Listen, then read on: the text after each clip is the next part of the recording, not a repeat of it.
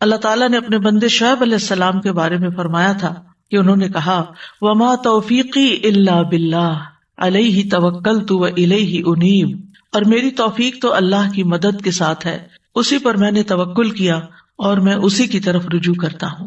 بس دین کے معاملات ہوں یا دنیا کے معاملات ہوں، دونوں طرح کے معاملات کو آسان بنانا، ان کو کر جانا ہمارے ہاتھ میں نہیں ہے، یہ صرف اور صرف اللہ کے ہاتھ میں ہے جو اکیلا ہے، اس کا کوئی شریک نہیں ہے۔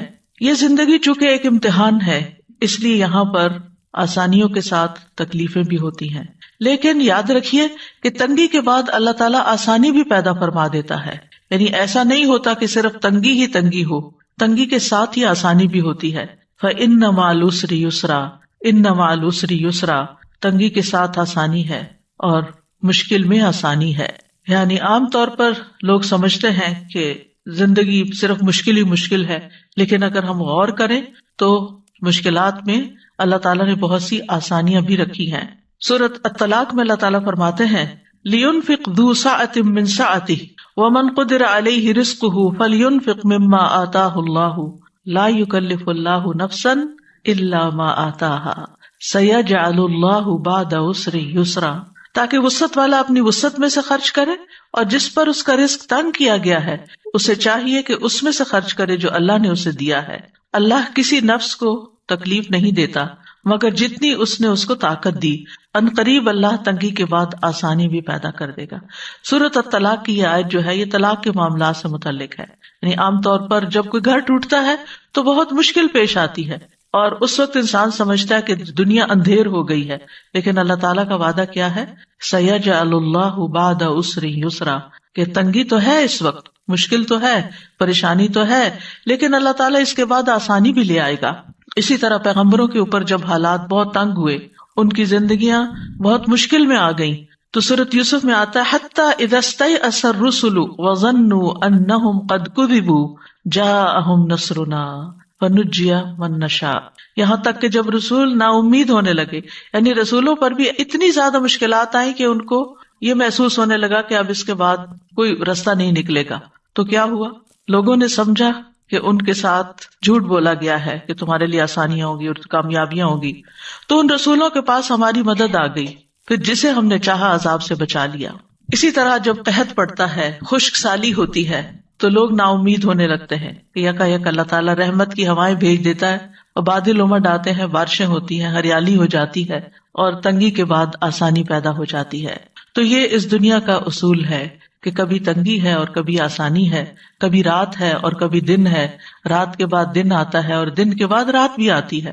تو جو شخص اس حقیقت کو سمجھ جاتا ہے کہ دن کے ساتھ رات بھی ہے، تو وہ اپنے مشکل وقت کو بہت آسانی سے کاٹ لیتا ہے، کیونکہ اس کو یہ معلوم ہے کہ اس رات کو ختم ہونا ہے، یہ کیفیت یا یہ حالات جو اس وقت پیدا ہوئے ہوئے ہیں یہ ٹھیک ہو جائیں گے۔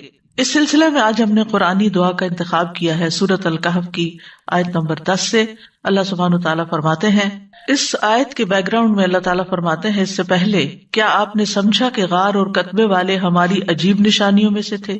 جب ان نوجوانوں نے غار کی طرف پناہ لی تو کہنے لگے، اے ہمارے رب، ہمیں اپنے پاس سے رحمت عطا کر اور ہمارے لیے ہمارے معاملے میں رہنمائی مہیا فرما۔ ان آیات میں اللہ سبحانہ وتعالیٰ نے اصحاب کہف کا قصہ بیان کیا ہے۔ یہ کچھ نوجوان مسلمان تھے، ان کے ساتھ ان کا ایک کتا بھی تھا۔ ان کے ملک کا بادشاہ بت پرست تھا اور لوگوں کو مجبور کرتا تھا کہ سب بت پرست بن جائیں، تو جو لوگ نہیں مانتے تھے ان کے لیے وہ زندگی مشکل کر دیتا، انہیں سخت سزا دیتا۔ تو ان نوجوانوں نے اپنے دین اور ایمان کی حفاظت کی خاطر ہجرت کی، اپنا شہر چھوڑ دیا اور ایک غار میں جا کر پناہ لی، اور پھر اللہ تعالیٰ سے دعا کی کہ اے ہمارے رب، ہمیں اپنے پاس سے یعنی محض اپنے فضل اور اپنی جناب سے کوئی بھی رحمت جو تو چاہے ہمیں عطا فرما۔ جیسے موسیٰ علیہ السلام نے عرض کیا تھا، ربی انی لما انزلت الی من خیر فقیر، تو اسی طرح ان نوجوانوں نے بھی اللہ سبحانہ تعالیٰ سے دعا کی کہ یا رب تو ہمارے لیے ہمارے معاملے میں آسانی پیدا کر دے۔ لہٰذا ان کی دعا قبول کر لی گئی، ان کے کانوں پہ ایک پردہ ڈال دیا گیا جس کی وجہ سے غار کے باہر کی آوازیں ان تک نہیں پہنچتی تھی، اور انہیں اللہ تعالیٰ نے ایسا سکون عطا فرمایا کہ لمبی نیند سلا دیا، اور اس طرح انہیں ان کے دشمنوں کے خوف سے اور ان کی پریشانی سے نجات عطا کر کے اطمینان نصیب کیا. تو اس واقعے میں ہمارے لیے ایک بہت بڑا سبق ہے کہ جب انسان مشکل وقت میں اللہ سبحانہ و تعالیٰ کی طرف رجوع کرتا ہے تو اللہ تعالیٰ اس کے لیے آسانی پیدا کر دیتے ہیں. مشکل یہ ہے کہ جب ہمیں کوئی تکلیف ہوتی ہے تو ہم انسانوں کی طرف دیکھتے ہیں کہ شاید یہ ہمارا مسئلہ حل کر دیں، لیکن انسان تو خود ہماری طرح محتاج ہے. یا ایھا الناس انتم الفقراء الی اللہ واللہ ھو الغنی الحمید. اللہ غنی اور حمید ہے، سارے وسائل اس کے پاس ہیں، وہ قابل تعریف ہے اور وہی مشکلات کو آسان کر سکتا ہے.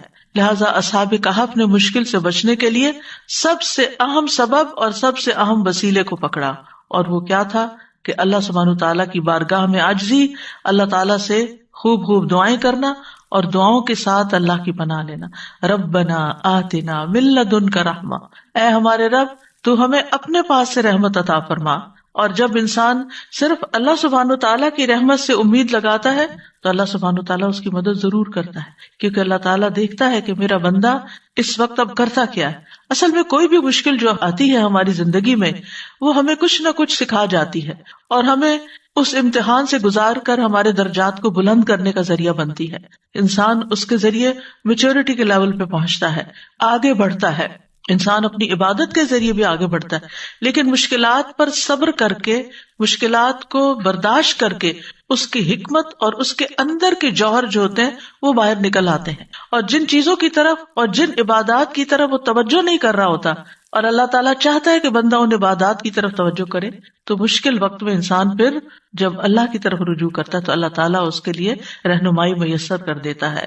اور پھر خاص طور پر آپ دیکھیں کہ ان نوجوانوں کا جو قصہ ہے یہ ہمیں بتاتا ہے کہ ان نوجوانوں کو اللہ تعالیٰ نے ایسی سمجھ دی تھی کہ عین جوانی کے عالم میں انہوں نے اتنی پیاری دعا مانگی کہ ربنا آتنا من لدنک رحمہ.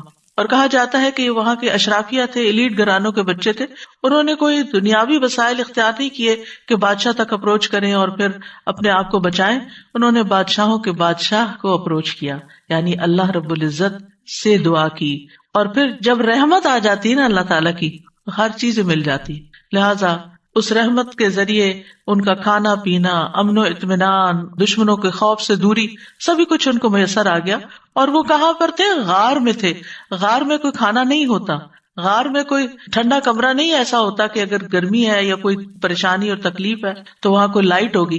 آپ دن میں تو غار میں جا کے پھر بھی بیٹھ سکتے ہیں، لیکن آپ کو یہ پتا ابھی رات آنی ہے اور کوئی کیڑا مکوڑا اور کوئی سانپ بچھو بھی آ سکتا ہے. جیسے نبی صلی اللہ علیہ وسلم جب غار ثور میں پناہ لیے ہوئے تھے تو حضرت ابوبکر نے جس سوراخ میں پاؤں رکھا وہاں سے ایک سانپ نے ان کو یا بچھو نے کاٹ لیا تھا، تو اس وقت ان کے آنسو نکلنے لگے تھے.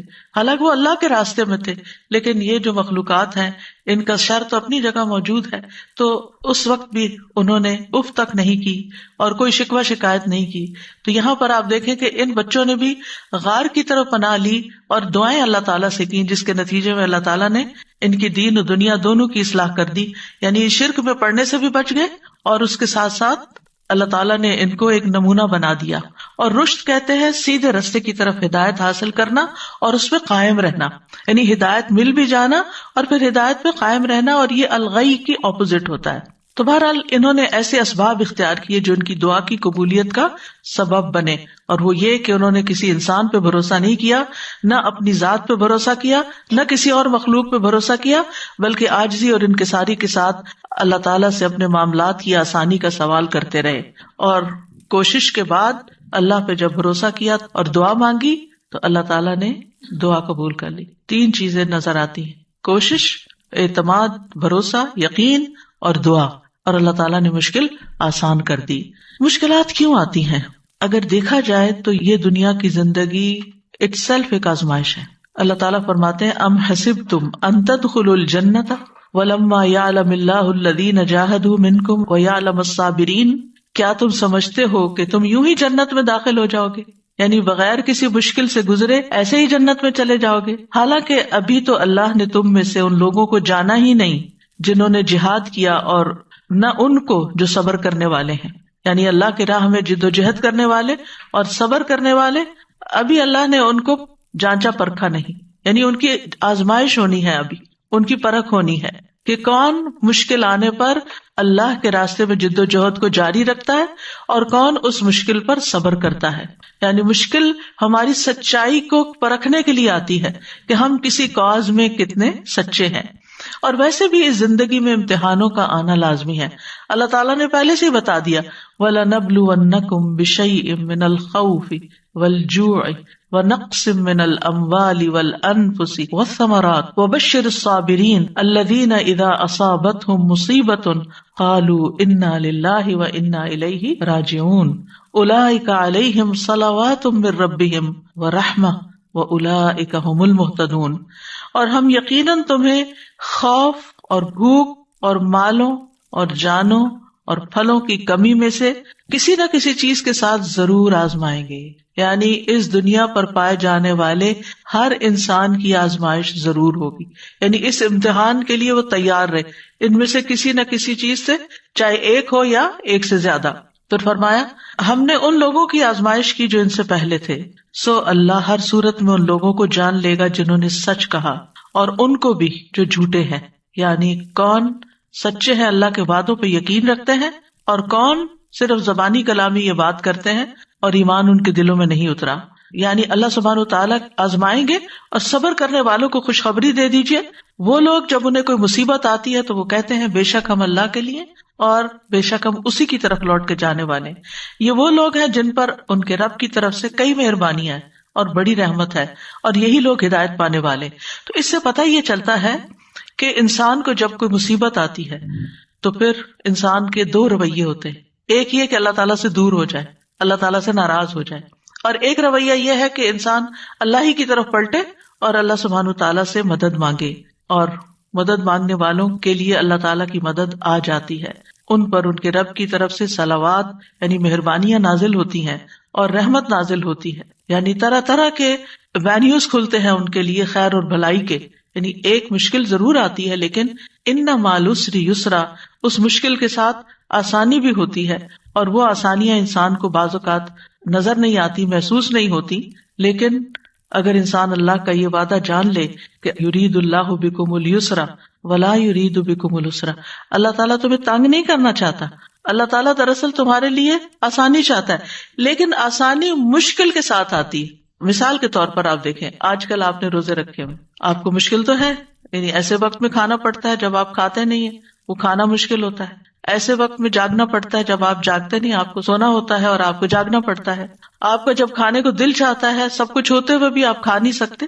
یعنی طرح طرح کی روزے کے ساتھ مشقتیں وابستہ ہیں. لیکن آسانی کتنی، سارا دن کچن صاف ستھرا ہے، کتنا کام کم ہو گیا.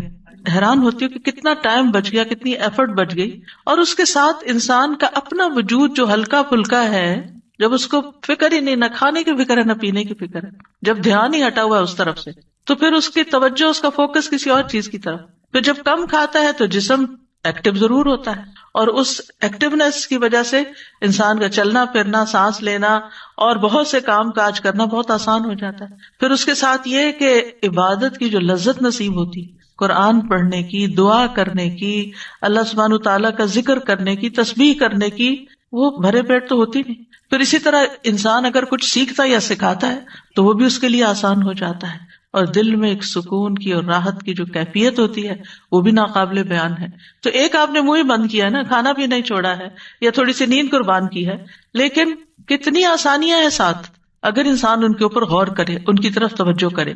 رسول اللہ صلی اللہ علیہ وسلم نے فرمایا تھا ان ھذا الدین یسر، یہ دین آسان ہے. یعنی ہم سمجھتے دین میں بہت مشکلات ہیں، لیکن جہاں جہاں ہمیں جس حکم پر عمل کرتے ہوئے مشکل پیش آتی ہے وہیں ساتھ آسانی بھی اللہ نے رکھی. اور اگر انسان اس حکم پر عمل نہیں کرتا تو بے شمار مشکلات اس کی زندگی میں پیدا ہو جاتی ہیں. اور فقہ میں ایک اصول ہے المشقۃ تجلب التیسیر، مشقت آسانی لاتی ہے، مشقت آسانی لاتی. ایک اور اینگل سے، فقہ کے اینگل سے، مثلاً آپ بیمار ہو گئے، اب آپ وضو نہیں کر سکتے، آپ بیٹھے بیٹھے وہیں ہاتھ مار کے اپنا تیمم کر لیتے ہیں، آسانی آ گئی نا. وضو میں ایک مشقت تو بہرحال ہے، لیکن آپ کے لیے مشقت آئی تو اللہ نے ساتھ ہی آسانی بھی دے دی. آپ کھڑے نہیں ہو سکتے، طویل قیام نہیں کر سکتے، آپ بیٹھ کے نماز پڑھ لیں، آپ اشاروں سے نماز پڑھ لیں. آپ سے سارے کام کاج چھوٹ گئے، آپ بس ریسٹ کریں، لیٹیں، سوئیں، آرام کریں. لوگ آپ کو پوچھتے نہیں تھے، اب ہر کوئی آپ کا حال پوچھ رہا ہے. یعنی ایک بیماری کے ساتھ کتنی ساری اور چیزیں آ گئیں کہ جو آپ کی زندگی میں پہلے نہیں تھی. تو المشقت تجلب التیسیر، مشقت، مشکل، پریشانی، تکلیف اپنے ساتھ آسانی بھی لاتی ہے. یعنی جب یہ کہا جاتا ہے نا دین آسان ہے، تو اس کا یہ مطلب نہیں کہ دین جو ہے وہ صرف آسانیوں کا مجموعہ ہے. مطلب یہ کہ اس کے جو احکامات ہیں ان پر چل کر انسان کو آسانی ملتی. اللہ کا وعدہ ہے فَأَمَّا مَنْ أَعْطَى وَاتَّقَى وَصَدَّقَ بِالْحُسْنَى فَسَنُيَسِّرُهُ لِلْيُسْرَى. اس کے برعکس وَأَمَّا مَنْ بَخِلَ وَاسْتَغْنَى وَكَذَّبَ بِالْحُسْنَى فَسَنُيَسِّرُهُ لِلْعُسْرَى. تو تنگی کس طرف سے ملی اور آسانی کس طرف سے ملی؟ بس جس نے دیا، یعنی اللہ کے راستے میں دیا اور لوگوں کو آسانی دی، یعنی جو دینے والا ہاتھ ہے، دینے والا دل ہے، جو خرچ کرنے والا ہے. تو جس نے دیا اور اس نے تقویٰ بھی اختیار کیا، یعنی صرف خالص اللہ کے لیے دیا، صرف اللہ ہی کے لیے کیا جو کچھ کیا، اور اس نے بھلائی کو سچ مانا، ہر خیر کی بات جو اللہ کی طرف سے آئی اس پر یقین کر لیا، تو ہم اس کو آسان راستے کی سہولت دیں گے، اس کے لیے آسانیاں پیدا کر دیں گے. یعنی جس مشکل میں وہ ہے اس مشکل کو ختم کر دیں گے. اس کے برعکس جس نے بخل کیا، یعنی جو وہ دے رہا تھا اس کو روک لیا. بخل کیا ہے؟ دینے کا اپوزٹ. چاہے مال ہو، چاہے علم ہو، چاہے لوگوں کو مشورہ دینا ہو، چاہے لوگوں کی کاؤنسلنگ کرنی ہو، چاہے کسی کے ساتھ کسی بھی قسم کی بھلائی کرنی ہو، کسی طرح کی مدد، خدمت، کچھ بھی. تو جو اپنے ان نیکیوں کو روک لیتا ہے، اما من بخلا واستغنى، اور بے پرواہ رہا، کسی کی پرواہ نہیں، بس میری جان پہ مشکل آئی ہے، صرف مجھے اپنی فکر ہے، اب میں سب سے بری ذمہ. یعنی بعض اوقات ایسا ہوتا ہے نا جب انسان کے دن اچھے ہوتے ہیں تو وہ پھر دینے والا بھی ہوتا ہے، لیکن ذرا سے اگر مال میں کوئی کمی ہوئی تو پھر انسان پہلی چیز کیا سوچتا ہے؟ ہاتھ روکنے لگتا ہے. اور بعض اوقات اتنا ہاتھ روک لیتا ہے کہ اپنے سے بھی روک لیتا ہے، اپنے اوپر بھی خرچ نہیں کرتا، اور بے پرواہ رہا. یعنی کیفیت اس کی ایسی ہوئی کہ اس کو نہ دین کی پرواہ، نہ دنیا کی، نہ آخرت کی، اور بھلائی کو جھٹلا دیا. ہم اس کو سخت راستے کے لیے سہولت دیں گے، یعنی اس کے لیے زندگی اور مشکل کرتے چلے جائیں گے. آسانی اور مشکل صرف دنیا کی نہیں بلکہ دنیا اور آخرت دونوں کی ہے. بعض اوقات انسان بخل کرتا ہے، بعض اوقات انسان لوگوں کی پرواہ نہیں کرتا، دین کے احکامات کی پرواہ نہیں کرتا، اللہ کے حکم کی پرواہ نہیں کرتا، اور بھلائی کی تصدیق نہیں کرتا، پھر بھی اس کے لیے دنیا میں بہت کچھ ہوتا ہے. تو وہ چند دن کی بات ہوتی ہے، پھر سب کچھ اس سے لے لیا جاتا ہے. پھر جب قبر میں جاتا ہے تو قبر تنگ کر دی جاتی ہے. فَسَنُيَسِّرُهُ لِلْعُسْرَى، قبر کی تنگی ہوتی ہے. حشر کے دن اٹھے گا تو وہاں کی تنگیاں ہوں گی، پھر اس کے لیے تنگی ہی تنگی ہے آگے. اور ویسے بھی آپ دیکھیں بخیل وہی ہوتا ہے جس کا دل گھٹا ہوا ہوتا ہے، اور اس سے بدترین کیفیت کیا ہو سکتی ہے کہ کسی کا دل ہی گھٹا ہوا ہو، کسی کا دل ہی چھوٹا ہو، کسی کا دل ہی خوف کا شکار رہتا ہو، کسی کا دل ہی بخل کا شکار رہتا ہو اور جبن کا شکار رہتا ہو. یہ سارے دل یا سینے کی کنسٹرکشن ہے کہ جس میں انسان کسی وقت خوش ہی نہیں ہوتا، اس کو ایک تکلیف اور ایک پریشانی ہر وقت لگی رہتی. جو دینے والا ہوتا ہے، جس کا ہاتھ کھلا ہوتا ہے نا، جس کی ہتھیلی کھلتی ہے، اس کا دل بھی کھلتا ہے، اس کو شرح صدر بھی ہوتا ہے. جو بانٹتا ہے اس کو ملتا ہے، جو دیتا ہے اس کے لیے وسعتیں پیدا ہو جاتی ہیں. یہ اللہ تعالیٰ کا وعدہ ہے. تو انسان کے مقابلے میں دینے والا بننا، اللہ کے مقابلے میں ڈرنے والا، تقوی والا بننا، اور حق کے مقابلے میں اعتراف کرنے والا بننا، یہ آسانیاں لاتا ہے. اور دوسرا، انسان کے مقابلے میں روکنے والا، اللہ کے مقابلے میں سرکشی اور بے پرواہی کرنے والا، اور حق کے مقابلے میں انکار کرنے والا. ایسا شخص جو ہے پھر اللہ تعالیٰ اس کو تنگیوں میں ہی مبتلا کر دیتے ہیں. یعنی یہ غیر مومنانہ نفسیات ہے کہ انسان کا مزاج اس کو بدی کی طرف لے جائے، خیر سے روک دے، تواضع کی بجائے، ہمبلنس کے بجائے سرکشی اور بد اخلاقی اور بدتمیزی پر اکسا دے، اور پھر کسی کا حق دینے کی بجائے اس کا حق مارے، انصاف کی بجائے ظلم سے کام لے، کسی کی خوبی یا خیر کا اعتراف اکنالج کرنے کی بجائے اس کا انکار کرے. تو جو انسان اس طرح کا طریقہ اختیار کرتا ہے وہ آخر کار پھر بڑی مشکل کا شکار ہو جاتا ہے، اور وہ جہنم ہے. تو بہرحال اللہ تعالیٰ انسان کو خیر اور شر دونوں کے ساتھ آزماتا ہے. سورۃ الانبیاء میں ہے کل نفس ذائقۃ الموت ونبلوکم بالشر والخیر فتنہ وإلینا ترجعون.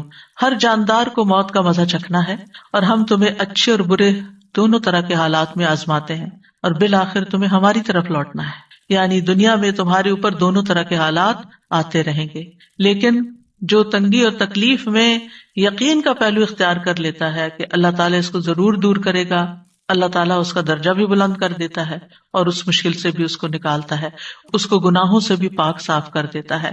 اور حقیقت یہ ہے کہ رسول اللہ صلی اللہ علیہ وسلم کا یہ فرمان جو صحیح بخاری میں انسان کو حیران کر دیتا ہے، یہ پہلے بھی میں پڑھ چکی ہوں، لیکن میں جب اس کو پڑھتی ہوں میں حیران ہو جاتی ہوں۔ اور وہ کیا ہے؟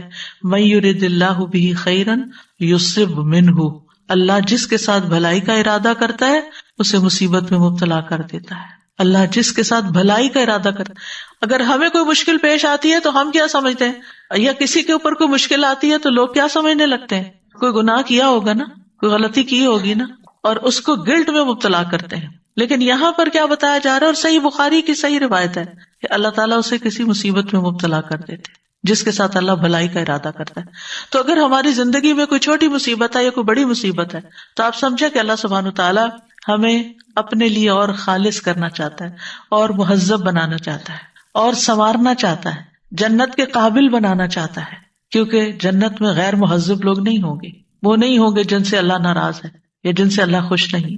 تو یہ اللہ کی بندے سے محبت کی نشانی ہوتی ہے، یعنی جب آپ کو کوئی تکلیف ہو تو اس وقت پریشان ہونے کے بجائے مسکرانا شروع کر دیں اور سوچیں شاید اللہ تعالیٰ یہ آپ کی محبت ہے، میں اس پہ راضی ہوں، رضیت باللہ ربا وبالاسلام دینا وبمحمد النبی۔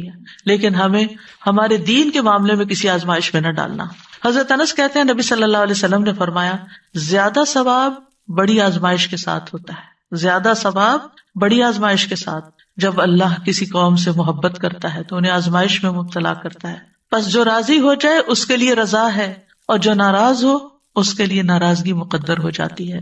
انبیاء تمام مخلوق سے زیادہ اللہ کے قریب ہوتے ہیں، اللہ کے پیارے ہوتے ہیں، وہ اللہ کے دین کی خاطر مشکلات اٹھاتے ہیں، جانی مالی اولاد کی طرف سے، قوم کی طرف سے، اپنے پیاروں کی ہر طرف سے، لیکن ان کی زندگی میں جو تکلیف اور آزمائش آتی ہے وہ اللہ کی ناراضگی کی وجہ سے نہیں ہوتی، ان کے درجات کی بلندی کی وجہ سے ہوتی ہے۔ تمام انبیاء اذیت اور تکلیف سے گزرے، تمام کے تمام۔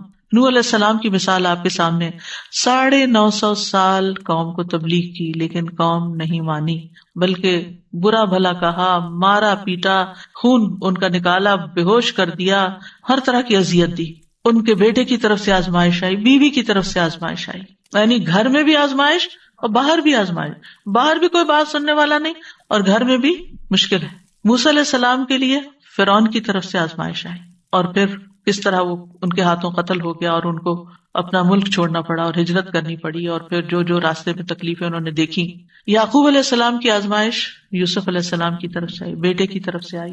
یوسف علیہ السلام کی زندگی میں ایک نہیں کئی آزمائشیں آئیں، آپ سب جانتے ہیں، بالآخر جیل میں جا پہنچے۔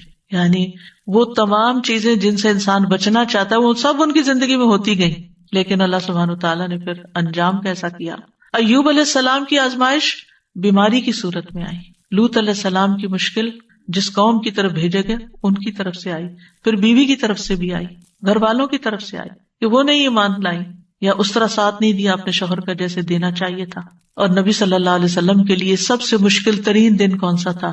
طائف والا دن، پھر احد والا دن، پھر حنین والا دن، خندق میں آپ دیکھیے کتنی مشکل ہے، یعنی ساری جنگیں ہی مشکل تھی، کوئی بھی آسان نہیں تھی۔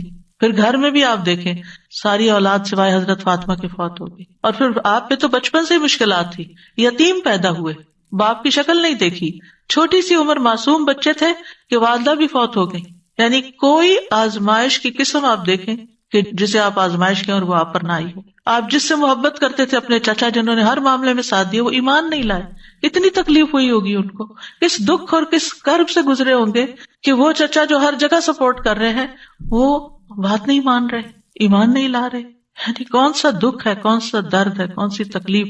اور اس عام الحزن میں حضرت خدیجہ کی وفات ہو جاتی ہے جب آپ کو سب سے زیادہ سپورٹ کی ضرورت ہے۔ طائف کی طرف جاتے ہیں تو وہاں آپ دیکھیں کیسا سلوک کیا جاتا ہے، یعنی کوئی ایک تکلیف ہے لیکن آپ اس کے ساتھ ساتھ اللہ تعالیٰ کے محبوب ترین مقرب ترین بندے ہیں۔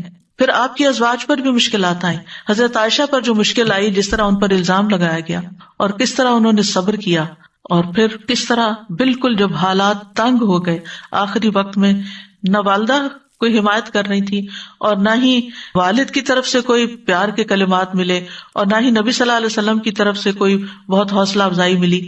یوں لگتا تھا جیسے تکلیف کی شدت میں حواس کھو بیٹھی ہیں. اور وہ کہنے لگی میں اپنی اور آپ لوگوں کی مثال یوسف کے والد کے سوا نہیں پاتی. ان کو نام بھی بھول گیا حضرت یعقوب کا اس وقت، یعنی سخت پریشانی کے عالم میں، جب انہوں نے کہا تھا فصبر جمیل واللہ المستعان علی ما تصفون، صبر بہتر ہے اور اللہ ہی میرا مددگار ہے ان سب باتوں میں جو تم بیان کر رہے. پھر کیا ہوا؟ پھر اللہ نے آسمان سے وحی اتاری جو قیامت تک پڑھی جاتی رہے گی. وہ تکلیف کی حالت تو ختم ہو گئی، وہ آزمائش تو چلی گئی، لیکن جو نعمت ملی وہ ہمیشہ کے لیے اس قدر عزت افزائی. اور پھر آپ دیکھیے کہ پچھلی امتوں پر بھی بڑی آزمائشیں آئیں. اللہ تعالیٰ فرماتے ام حسبتم ان تدخلوا الجنۃ ولما یأتکم مثل الذین خلوا من قبلکم مستهم البأساء والضراء وزلزلوا حتى يقول الرسول والذین آمنوا معه متى نصر اللہ الا ان نصر اللہ قریب. کیا تم نے سمجھ رکھا ہے تم یوں ہی جنت میں چلے جاؤ گے؟ یعنی ہم میں سے ہر شخص جنت کا سوال کرتا ہے، جنت مانگتا ہے، جبکہ ابھی تمہیں اس جیسی تکلیف تو پیش ہی نہیں آئی جو تم سے پہلے لوگوں پر گزری. یعنی اگر دیکھا جائے تو ہم نے اپنے ایمان اور دین میں ایسی کوئی مشکل نہیں دیکھی. ٹھیک ہے مشکلات چھوٹی بڑی آتی رہی ہیں، لیکن یہ تکلیف ہے جو پہلے لوگوں پر ان کو سختیاں اور تکلیفیں پہنچی اور وہ ہلا مارے گئے. یہاں تک کہ رسول اور وہ لوگ جو ان کے ساتھ ایمان لائے تھے پکار اٹھے کب آئے گی اللہ کی مدد. سنو بے شک اللہ کی مدد قریب ہے. یعنی اللہ تعالیٰ آزماتا ضرور ہے لیکن مدد بھی اسی کی طرف سے آتی. تو اگر ہم چاہتے ہیں کہ زندگی میں آسانیاں پیدا ہوں تو پھر سب سے پہلے تو اپنی مشکل کو، اپنی آزمائش کو کسی ایسے شخص کی آزمائش کے ساتھ کمپیئر کرنا چاہیے جو ہم سے زیادہ تکلیف میں گزرا ہو. ہمیں اپنی مشکل آسان نظر آئے گی. یعنی اگر ہمیں اپنی زندگی میں کوئی تکلیف نظر آتی ہے نا تو نبی صلی اللہ علیہ وسلم کی تکلیفوں کو یاد کر لیں. آپ کو لگے گا آپ جنت میں ہیں، آپ کو اپنی مشکل ہی نظر نہیں آئے گی. دوسری بات یہ کہ ایمان اور عمل صالح، اللہ تعالیٰ کا وعدہ ہے وَأَمَّا مَنْ آمَنَ وَعَمِلَ صَالِحًا فَلَهُ جَزَاءً الْحُسْنَى وَسَنَقُولُ لَهُ مِنْ أَمْرِنَا يُسْرًا. اور رہا وہ جو ایمان لایا اور اس نے نیک عمل کیا تو اس کے لیے بدلے میں بھلائی ہے، اور ان قریب ہم اسے اپنے کام میں سے سراسر آسانی کا حکم دیں گے، یعنی اس کے لیے آسانی پیدا کر دیں گے. سورۃ نحل میں آتا ہے من عمل صالحا من ذکر او انثى وهو مؤمن فلنحيينه حیاتا طیبہ ولنجزینہم اجرہم باحسن ما كانوا يعملون. جو شخص بھی نیک عمل کرے، خواہ مرد ہو یا عورت، یا عورت کا الگ نام لیا گیا ہے، عام طور پر مرد کا ذکر کر کے عورت کو ساتھ ہی شامل کر دیا جاتا ہے. فرمایا جو نیک عمل کرے گا بشرطے کہ وہ مومن ہو، ہم اسے ضرور پاکیزہ زندگی بسر کرائیں گے، اس کو اچھی زندگی دیں گے، یعنی اس دنیا میں بھی اچھائی دیں گے، اور آخرت میں ان کے بہترین اعمال کے مطابق یعنی جس درجے کے عمل ہوں گے انہیں ان کا اجر عطا کریں گے. یہ اللہ کا وعدہ ہے، اور اللہ کا وعدہ کبھی بھی جھوٹا نہیں ہو سکتا. اللہ کا وعدہ ہمیشہ سچا ہی ہوتا ہے. ابن تیمیہ رحمہ اللہ کہتے ہیں اطاعت کا انجام دنیا اور آخرت کی سعادت اور بھلائی ہے. وہ کہتے ہیں مخلوقات میں سے سب سے زیادہ خوش نصیب وہ ہے جو اللہ کی عبادت اور اطاعت میں سب سے بڑھ کے ہوتا ہے، سب سے آگے ہوتا ہے. وہ کہتے ہیں کہ بندے کی سعادت یہ ہے کہ اسے جس چیز کا حکم دیا گیا ہے وہ انجام دے، اور جس چیز سے منع کیا گیا ہے وہ چھوڑ دے، یعنی اللہ کا بندہ بن جائے. ابن قیم کہتے ہیں اللہ رب العالمین ارحم الراحمین، قدرت رکھنے والوں میں سب سے بڑا قدرت رکھنے والا ہے، اور اس کی سعادت صرف اس کی اطاعت سے حاصل ہو سکتی ہے. یعنی اگر آپ چاہتے ہیں کہ تکلیف دور ہو تو اطاعت کے کاموں میں اور زیادہ آگے بڑھیں، پیچھے نہ رہیں. کل ہی میری کسی سے بات ہو رہی تھی تو ریسنٹلی ان پہ کوئی تکلیف آ گئی تو میں نے حال چال پوچھا تو کہنے لگے کہ پتہ ہی نہیں چل رہا کہ رمضان آیا. پریشانی نے ایسا دماغ کو گھما دیا ہے کہ رمضان کی جو روحانیت ہے وہ محسوس ہی نہیں ہو رہی. تو ہوتا یہ ہے کہ ایک آزمائش جب آتی ہے نا تو انسان کے دین کو خطرہ لاحق ہو جاتا ہے، دین میں اور پیچھے چلا جاتا ہے، دین کی روح نکل جاتی. تو اللہ سبحانہ وتعالیٰ ایسی کسی مشکل میں نہ ڈالے کہ جب ہمارا دین کی چولیں ڈھیلی پڑنے لگی. میں نے ان سے کہا کہ آپ یہ دعا پڑھیں. کہنے لگے تو دعائیں بھول گئی ہیں کہ کون سی کس وقت پڑھتے ہیں. یعنی بعض اوقات انسان اتنا پریشان ہوتا ہے کہ اس کو اسی لیے فرمایا کہ والعصر ان الانسان لفی خسر الا الذین آمنوا وعملوا الصالحات وتواصوا بالحق وتواصوا بالصبر. تکلیف کے وقت ایک دوسرے کو حق اور صبر کی ضرورت ہوتی، یعنی جب کوئی شخص کسی پریشانی میں ہو تو اس کو تنہا نہ چھوڑا جائے بلکہ اس کو یاد دہانی کرائی جائے، اچھا اب یہ پڑھ لو، اب یہ پڑھ لو، اب یہ کر لو، اب یہ کر لو. پھر اس کے بعد یہ ہے، ابن قیم کہتے ہیں کہ اللہ کے وہ احکامات اور اس کا وہ حق جو اس نے اپنے بندوں پر واجب ٹھہرایا ہے، اور وہ شرعی احکامات جو اس نے ان کے لیے مشروع کیے ہیں، یہ آنکھوں کی ٹھنڈک ہے، دلوں کی لذت ہے، روح کی نعمتیں ہیں اور اس کی خوشیاں ہیں، اور اسی کے ساتھ روحوں کی سعادت ہے کہ انسان تکلیف کے وقت اور زیادہ اللہ کی عبادت کی طرف متوجہ ہو جائے۔ پھر ہے اللہ تعالیٰ کا تقوی اختیار کرنا، صرف اللہ سے ڈرنا۔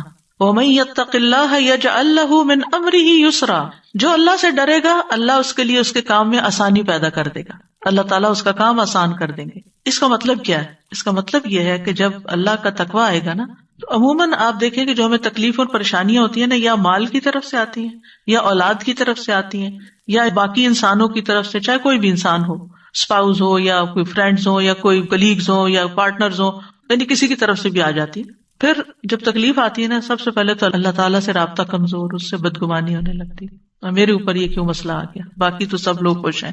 اب تقویٰ کیا کہتا ہے کہ نہیں، اللہ کی رضا پہ راضی ہونا ہے، تو انسان فوراً اپنے خیالات جھٹک کے واپس تقویٰ کی طرف لوٹتا ہے۔ پھر انسانوں کے ساتھ جب معاملہ ہوتا ہے تو انسان ایک دم غصے میں آ جاتا ہے اور برا بھلا کہنا شروع کر دیتا ہے، یعنی انسان کی مرضی کے خلاف جب کوئی چیز ہوتی ہے تو انسان مشتعل ہو جاتا ہے، مشتعل شعلے سے یعنی بھڑک اٹھتا ہے، پھر اس کی زبان پہ قابو نہیں رہتا، پھر اس کے جسچرز پہ قابو نہیں رہتا، یعنی اس کے جو سارے ایکشنز ہوتے ہیں وہ بالکل اللہ کی ناپسند کے ہو جاتے ہیں۔ اور بعض اوقات انسان ظلم کرنے لگتا ہے، کسی نے آپ کو ایک مارا نا تو آپ کا دل ٹھنڈا نہیں ہوتا جب تک آپ 2 نہ مار لیں۔ اب آپ نے اگر 2 ماری، ایک تو آپ کا بدلہ ہو گیا اور ایک آپ کے خلاف لکھا گیا، چاہے آپ اس وقت مصیبت میں اور رو رہے ہیں لیکن آپ ظالم ہو گئے اب، اور ظلم جو ہے وہ قیامت کے دن کے اندھیرے ہوں گے۔ یعنی بعض اوقات کسی نے کوئی ایسی بات کہہ دی، ایک چھوٹی سی بات کہہ دی اور ہم نے اس کو 10 سنا دی، ہم سوچتے ہیں ہم جیت گئے، ہمارا پلہ بھاری ہے۔ نہیں، آپ ہار گئے ہیں، آپ اللہ کے سامنے خسارے میں چلے گئے ہیں، آپ نے اپنی زبان کھول دی ہے، آپ ذلیل و رسوا ہو جائیں گے، کیونکہ زبان ہی انسان کو عزت کے مقام پہ پہنچاتی ہے اور زبان ہی انسان کو ذلیل و خوار کرتی ہے۔ اور اس کے نتیجے میں کیا ہوتا ہے، مثلا بزنس میں 2 شریک ہیں یا 2 پارٹنر، 2 کولیگز ہیں، اب اگر ان کی آپس میں کوئی انبن ہوئی ہے اور ایک دوسرے کو ذلیل کیا ہے تو اس میں آپ دیکھیں کہ جتنے ان کے مل کے ترقی کرنے کے چانسز ہے، سارے چانسز ختم ہو گئے۔ اب وہ جو اکٹھا کام کر رہے تھے وہ الگ ہو گیا، وہ الگ ہوا تو کئی اور مسائل کھڑے ہو گئے۔ اسی طرح بہت سے لوگ جیسے ہسبینڈ وائف ہوتے ہیں، بہت کیسز میں دیکھا گیا ہے کہ جب غصے میں طلاق تک بات پہنچ گئی۔ مجھے اتنی حیرت ہوتی ہے، بیچاری خواتین بعض اوقات روتی ہوئی پوچھتی ہیں کہ چھوٹی سی بات تھی تو میرے ہسبینڈ نے یہ بول دیا، اب کیا طلاق ہو گئی ہے؟ یا وہ اگر یہ بھی کہہ دیتا ہے نا کہ میں تمہیں چھوڑ دوں گا تو وہ اس پہ بھی پریشان ہوتی ہے کہ کہیں شاید ہمیں طلاق ہو گئی، کیونکہ ہمارے معاشرے میں جہالت ہے، ان کو پتہ ہی نہیں کہ کس لفظ سے طلاق ہوتی ہے کس سے نہیں ہوتی۔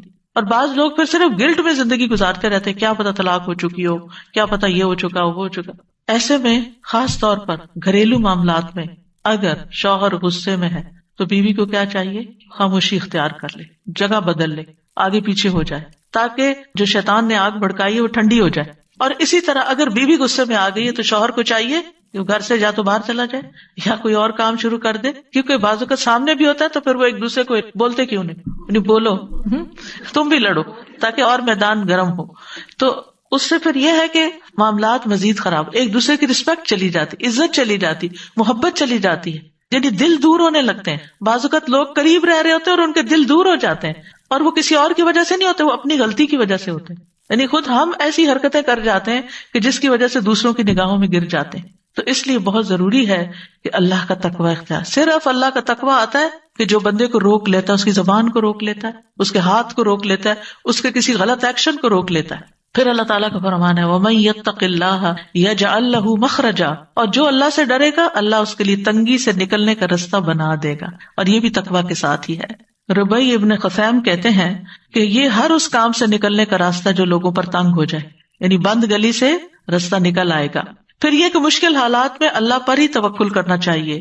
سورۃ طلاق میں آتا ہے وَمَن يَتَوَكَّلْ عَلَى اللَّهِ فَهُوَ حَسْبُهُ ان اللہ بالغ امرہ قد جعل اللہ لکل شیء قدرا، اور جو شخص اللہ پر بھروسہ کرے وہ اس کو کافی ہو جاتا ہے، یعنی اللہ پر ڈیپینڈ کرے، اللہ سے مدد مانگے، اللہ کی طرف رجوع کرے، اللہ اپنا کام پورا کر کے رہتا ہے۔ بلا شبہ اللہ نے ہر چیز کا ایک اندازہ مقرر کر رکھا ہے، ایک وقت مقرر ہے اس مشکل سے نکلنے کا۔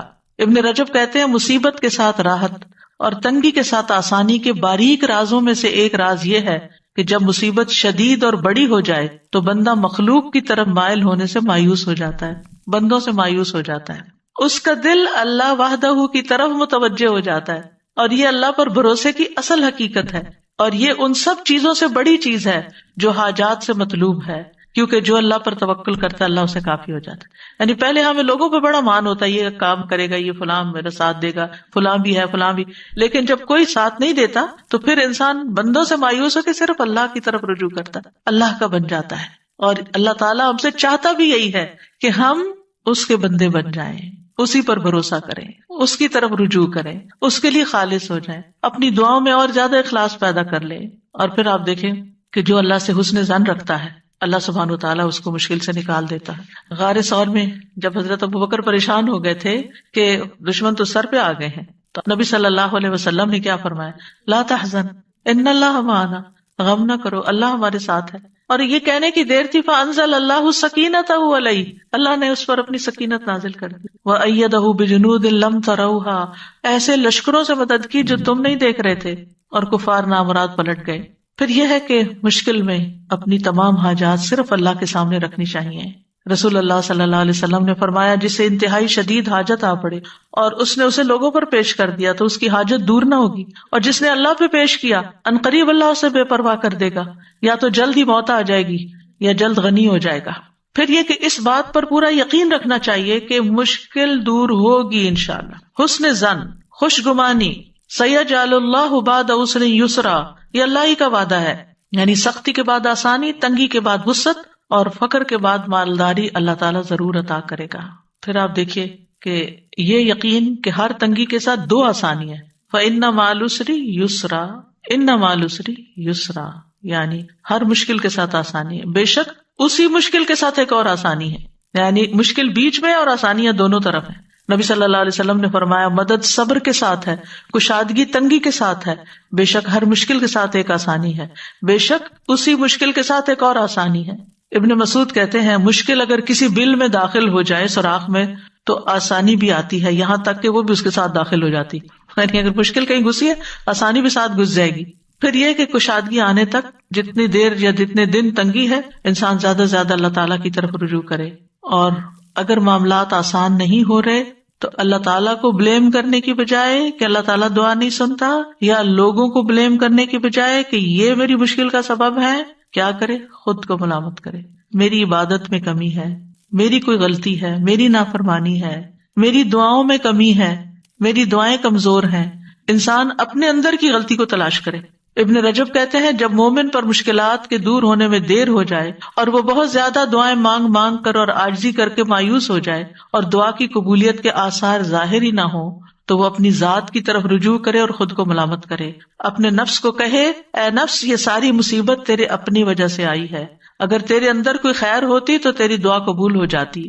اور انسان کا اپنے نفس کو ملامت کرنا، یہ کہنا I was wrong, I am wrong، اللہ کو بہت سے نیک اعمال سے زیادہ محبوب ہے، کیونکہ لا الہ الا انت سبحانک انی کنت من، اللہ تعالیٰ میری غلطی ہے، آپ کا کوئی قصور نہیں، ساری بھلائی تیرے ہاتھ میں ہے، سبحانک تو پاک ہے ہر نقص اور عیب سے، غلطی میرے اپنے اندر ہے، مجھے میری غلطیاں دکھا دے، مجھے ان پر توبہ کی توفیق دے دے، مجھے اصلاح کی توفیق دے دے۔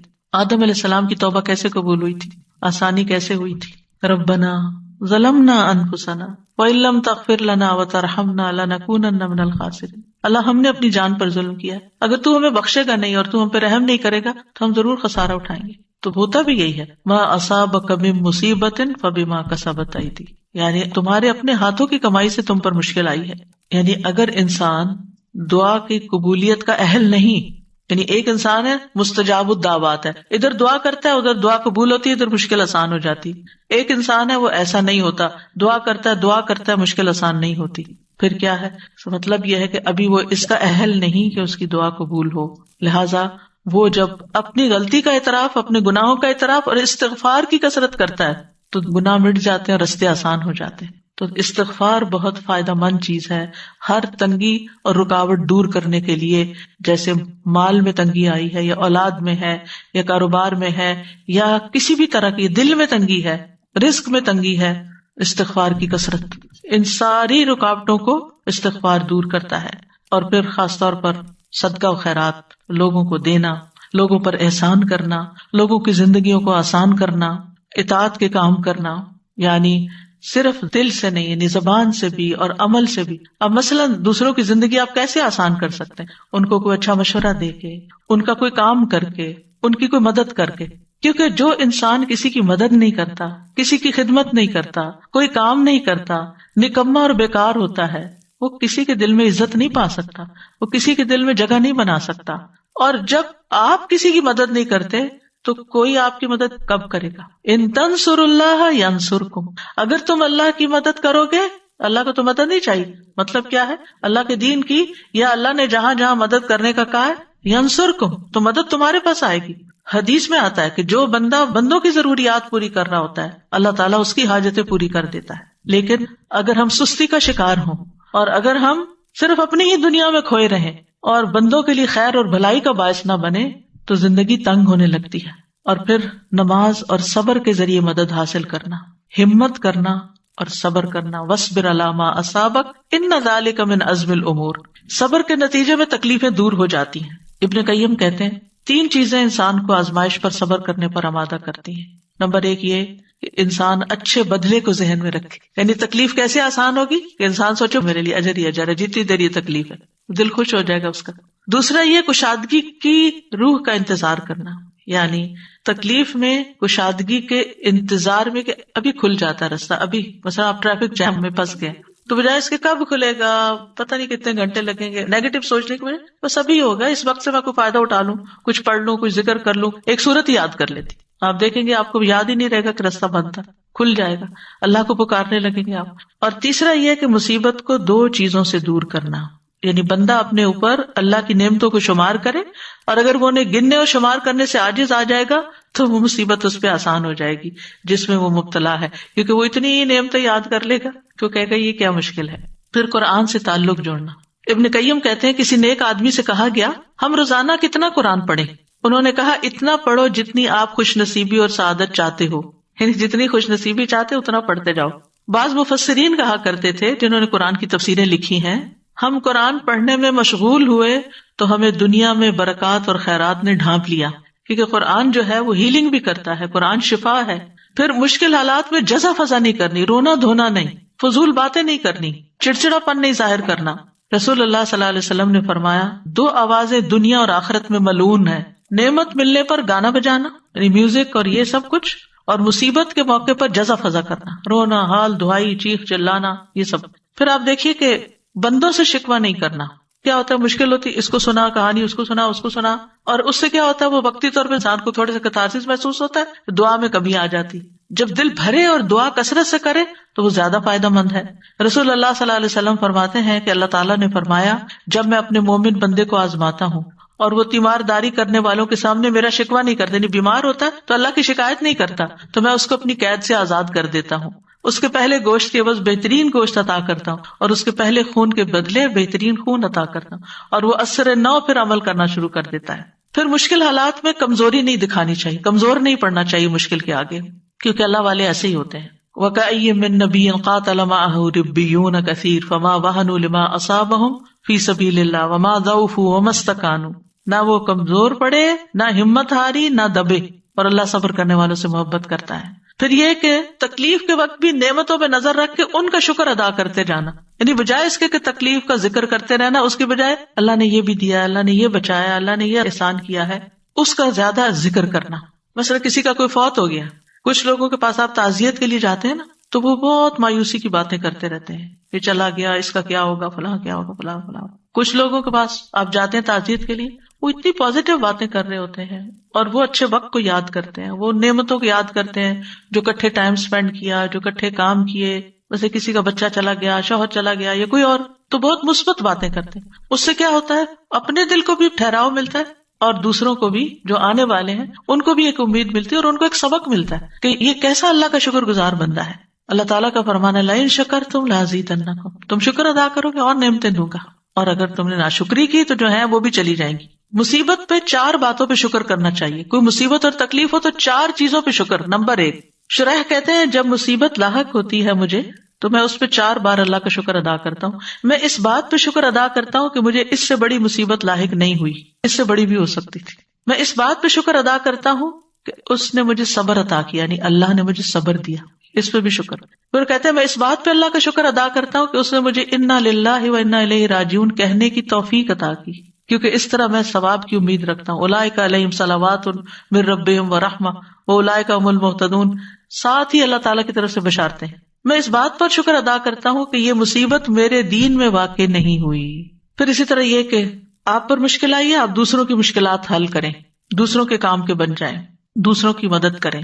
جس نے کسی مومن سے دنیا کی تکلیفوں میں سے کسی تکلیف کو دور کیا، اللہ اسے قیامت کے دن کی تکلیفوں میں سے کسی تکلیف کو دور کر دے گا۔ جس نے تنگ دست پہ آسانی کی، اللہ اس پر دنیا اور آخرت میں آسانی کرے گا۔ جو کسی مسلمان کی پردہ پوشی کرے گا، اللہ اس کی دنیا اور آخرت میں پردہ پوشی کرے گا۔ اللہ اس وقت تک بندے کی مدد میں ہوتے ہیں جب تک وہ بندہ اپنے بھائی کی مدد میں لگا رہتا ہے۔ پھر دعاؤں کی کثرت، فرمایا لوگوں میں سب سے عاجز وہ ہے جو دعا میں عاجز ہے، دعا نہیں کرتا۔ اور خوشحالی اور آسودگی میں زیادہ دعائیں کرنی چاہیے، ذکر کی کثرت کر دینی چاہیے، کیونکہ ذکر کی وجہ سے اللہ تعالیٰ مشکل کو آسان کر دیتا ہے، تنگی کو آسانی میں بدل دیتا ہے، مشقتیں کم ہو جاتی ہیں۔ جب کسی مشکل کام پر اللہ کا نام لیا جاتا ہے تو وہ مشکل آسان ہو جاتی ہے، کسی مشقت پر اللہ کا ذکر کیا جاتا ہے تو مشقت آسان ہو جاتی ہے، کسی سختی پر اللہ کا ذکر کیا جاتا ہے تو وہ زائل ہو جاتی ہے، کسی تکلیف پہ اللہ کا ذکر کیا جاتا ہے تو وہ ختم ہو جاتی ہے۔ اللہ کا ذکر کرنا غم اور پریشانی دور کرنے کا ذریعہ ہے، ذکر کی کثرت کریں۔ اللہ تعالیٰ فرماتے ہیں لولا تستغفرون اللہ لعلکم ترحمون، کتنی چھوٹی سی کتنی پیاری آیت ہے۔ لولا تستغفرون اللہ، تم اللہ سے استغفار کیوں نہیں کرتے؟ لعلکم ترحمون، تاکہ تم پہ رحم کیا جائے، یعنی تم استغفار کرو گے تو تمہاری طرف اللہ کی رحمت آ جائے گی۔ اور تنگی کیسے پیدا ہوتی ہے؟ انسان کے گناہوں کی وجہ سے، اپنے ہی اعمال کی وجہ سے، یا پھر اللہ کے ذکر سے روگردانی کی وجہ سے۔ وَمَنْ أَعْرَضَ عَنْ ذِكْرِي فَإِنَّ لَهُ مَعِيشَةً ضَنْكًا، پھر یہ کہ عبادت کے لیے وقت نہ نکالنے کی وجہ سے، بس دنیا دنیا دنیا۔ اللہ تعالیٰ فرماتے ہیں اے ابن آدم، تم اپنے آپ کو میری عبادت کے لیے فارغ کر لو، میں تمہارے دل کو بے نیازی سے بھر دوں گا، میں تمہارا فقر دور کر دوں گا۔ لیکن اگر تم ایسا نہیں کرو گے تو میں تمہارے دونوں ہاتھوں کو کام میں مشغول کر دوں گا، اس کے باوجود تمہارا فقر دور نہیں کروں گا۔ جو شخص صرف دنیا کی فکر کرتا ہے اس کے معاملات سلجھنے کی بجائے بگڑنا شروع ہو جاتے ہیں۔ یعنی اگر آپ سب کچھ چھوڑ کر صرف دنیا سنوارنے کے پیچھے لگ جائیں تو وہ نہیں سنورے گی۔ جب دل میں ایک فقر اور ایک پریشانی لگ جائے گی تو ڈھیروں چیزیں بھی آپ کے دائیں بائیں ہوں تو آپ کو نظر نہیں آئیں گی۔ رسول اللہ صلی اللہ علیہ وسلم نے فرمایا جس شخص کا مقصد اور پریشانی غم دنیا ہو اور وہ دنیا کا ہی ہو کر رہ جائے اور وہ اسی کی نیت کرتا ہو تو اللہ اس کی آنکھوں کے سامنے اس کا فقر کر دیتے ہیں اور اس کے معاملات اس پر بکھیر دیتے ہیں اور اس کو اتنا ہی ملتا ہے جو اس کے لیے لکھ دیا گیا ہے۔ اور جس شخص کا مقصد آخرت ہو اور حرص آخرت ہو وہی اس کا ہدف ہو جائے، وہ اسی کی نیت کرتا ہو تو اللہ تعالیٰ اس کے دل میں غنا ڈال دیتے ہیں اور اس کے معاملات کو یکجا کر دیتے ہیں، اس کو اپنی حاجتوں کے لیے بھاگنا نہیں پڑتا، دنیا اس کے پاس ذلیل ہو کر آتی ہے۔ اور جو شخص دنیا کی فکر کرتا رہتا ہے بس اللہ تعالیٰ اس سے بے نیاز ہو جاتا ہے۔ رسول اللہ صلی اللہ علیہ وسلم نے فرمایا جو اپنے غموں کو ایک ہی غم بنا لے، سارے غم جمع کر کے ان کو ایک غم میں ڈال لے اور وہ آخرت کا غم، تو اللہ اس کے دنیا کے غموں سے اسے کفایت کرے گا۔ جب آخرت کا غم لگتا ہے تو پھر انسان آخرت کی تیاری میں لگ جاتا ہے نا، اچھے اچھے کاموں میں لگ جاتا ہے۔ اور جس کو پریشانیاں ادھر ادھر بھٹکا کر لے جائیں اللہ اس کی پرواہ نہیں کرے گا کہ وہ دنیا کی کس وادی میں ہلاک ہوتا ہے، اللہ کو اس کی کوئی پرواہ نہیں۔ یعنی آپ پریشان ہوئے، آپ نے نماز بھی ٹھیک سے نہیں پڑھی، آپ جو نیکی کے کام کرتے تھے وہ بھی چھوڑ دیے، بندوں کی خدمت مدد وہ بھی چھوڑ دی۔ پنجابی میں ایک لفظ ہوتا ہے ویر کے بیٹھنا، کبھی سنا یہ لفظ ویرنا؟ ایک دو لوگوں کو سمجھ آ گئی میں نے کیا کہا۔ جیسے بچے ہوتے ہیں نا تو اگر ماں ان کو ڈانٹ دیتی ہے تو وہ ویر کے بیٹھ جاتے ہیں، ان کو پھر وہ کہ کھا لو تو وہ کھاتے نہیں، کہتے سو جاؤ تو سوتے نہیں، ان کو جو کچھ کہیں وہ ایک بات نہیں ماننے کو تیار ہوتے۔ اس کیفیت کو کہتے ہیں ویرنا۔ ناراض ہونا ہلکا، روٹ کے اکڑ کے بیزار ہو کے اڑ کے بیٹھ جانا، کوئی بات نہ سننا نہ کچھ کرنا، ضدی ڈھیٹ، یہ سارے لفظ کٹے ہیں اس میں۔